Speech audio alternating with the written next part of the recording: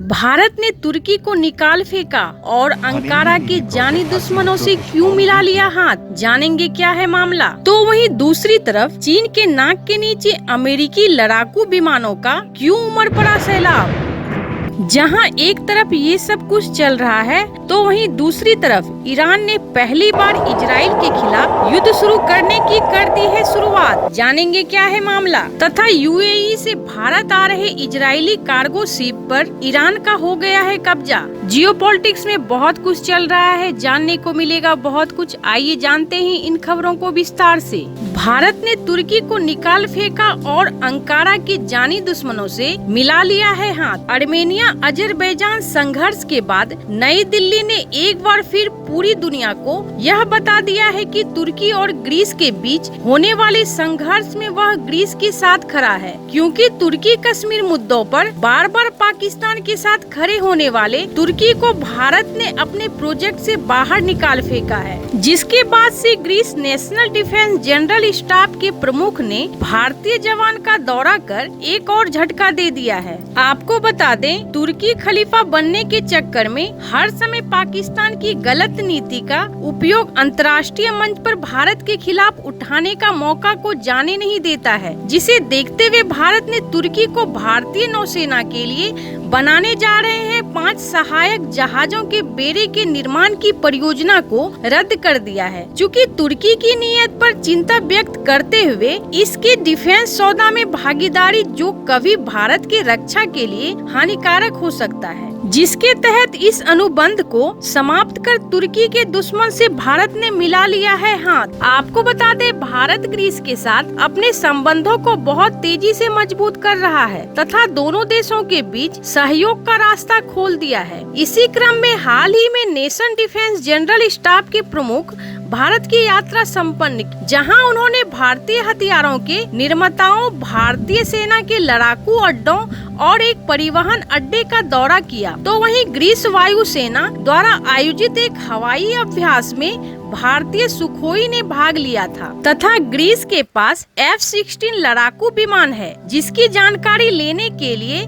इस युद्धाभ्यास में भारत भी शामिल हुआ। तो वहीं दूसरी तरफ चीन के नाक के नीचे अमेरिकी लड़ाकू विमानों का उमड़ पड़ा सैलाब तथा चीन को उसके ही घर के पास तगड़ी चुनौती देते हुए तमाम हथियारों के साथ शक्ति प्रदर्शन करना शुरू कर दिया है, जिससे चीन को साफ संदेश देने लगा है अमेरिका कि चीन सावधान हो जाए, क्योंकि कल भी अमेरिकी महाशक्ति के रूप में था और आज के दिन में भी अमेरिका महाशक्तिशाली है। चाहे दक्षिण चीन सागर हो या पूर्वी चीन सागर, हर जगह अमेरिका का पहुंचना बहुत ही आसान है। आपको बता दें, अमेरिकी लड़ाकू विमानों ने जापान के ओकिनावा प्रांत के एयरबेस पर शानदार शक्ति प्रदर्शन करते हुए, जिसमें अमेरिकी लड़ाकू विमान ने एलिफेंट वॉक कर चीन को टेंशन दे दिया है तथा इस हाथियों की सैर में अमेरिकी वायुसेना और नौसेना की ताकत और तैयारी को प्रदर्शित कर अपनी मंशा को पूरी दुनिया तथा खासकर चीन को चेतावनी देती है।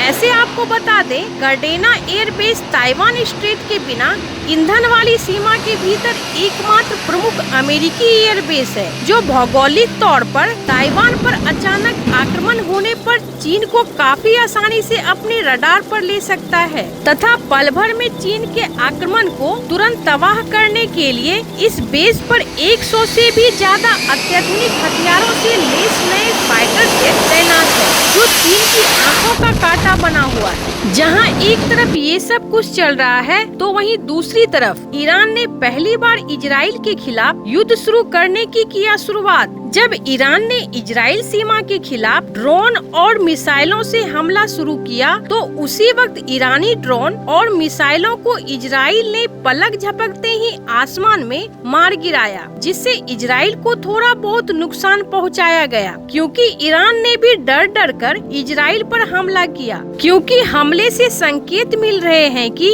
ईरान ने जो रणनीति अपनाई वो रणनीति साफ तौर पर यह दर्शाती है कि इजराइल इजराइल इस हमले को बहुत ही आसानी तरीके से आसमान में ही नष्ट कर दे, जिससे इजराइल का नुकसान भी ना हो और पूरी दुनिया को पता चले कि ईरान ने इजराइल पर हमला किया और अपने वादा को पूरा किया। ऐसे इसलिए कहा जा रहा है कि हमले के फौरन बाद ईरान ने संयुक्त राष्ट्र में अपना बयान दाखिल किया है और कहा है कि अब इजराइल हमले को शांत करने की कोशिश की तथा यही लॉजिक उसने इजराइल के ऊपर भी लागू करने की कोशिश की है। आपको कुछ सच्चाई बता दे जिससे ईरान के डर को प्रमाणित करता है। जैसे ईरान ने इजराइल के ऊपर जो ड्रोन दागे वो लंबी दूरी से धीमी गति से चलने वाले ड्रोन थे, जिससे पूरी आसानी से इंटरसेप्ट किया जा सकता है तथा आसानी से मार गिराया जा सकता है। तथा दूसरा, जब ईरान ने ड्रोन से हमला किया और हमले के तुरंत बाद हमले को सार्वजनिक कर दिया,